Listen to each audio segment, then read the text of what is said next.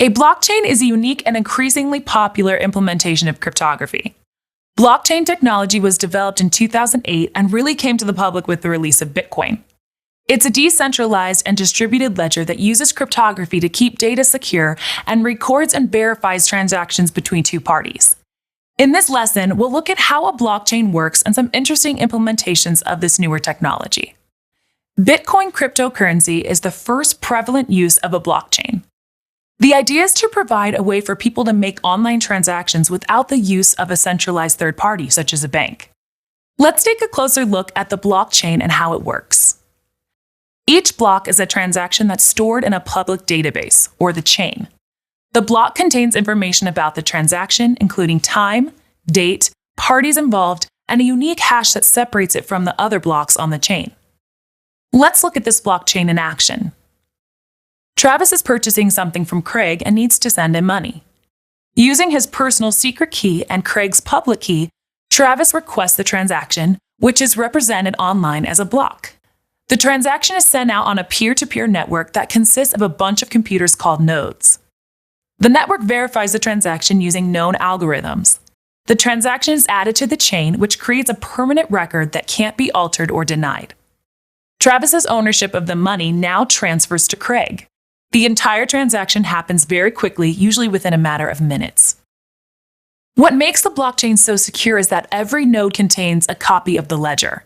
If a hacker changes a transaction, it won't matter because a copy of the transaction is also on many other computers. Not just anyone can join a blockchain network, however. Each node must prove themselves and actually do some work. This is done through a process called mining. Mining is adding blocks to the chain. To do this, extremely complex math computations take place to generate a 64-digit hexadecimal hash. Creating it requires a lot of power and time, so the process is split between each node. As a reward for performing these tasks, the nodes are usually paid with cryptocurrency, like Bitcoin. Even though each transaction is publicly visible, all personal information is encrypted and hidden from everyone, even the nodes.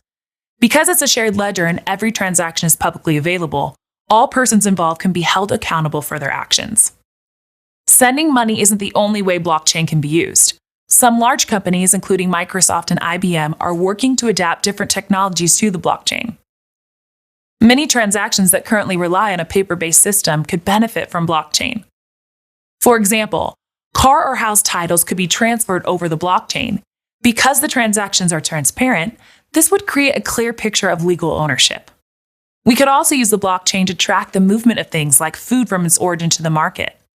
Any product supply chain could be followed, and the fact that it's all transparent would allow everyone peace of mind because we could see every stop the product has made.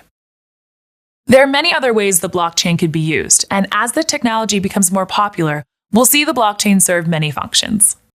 That's it for this lesson. In this video, we discussed what a blockchain is and how it works. Then we looked at some implementations of blockchain technology.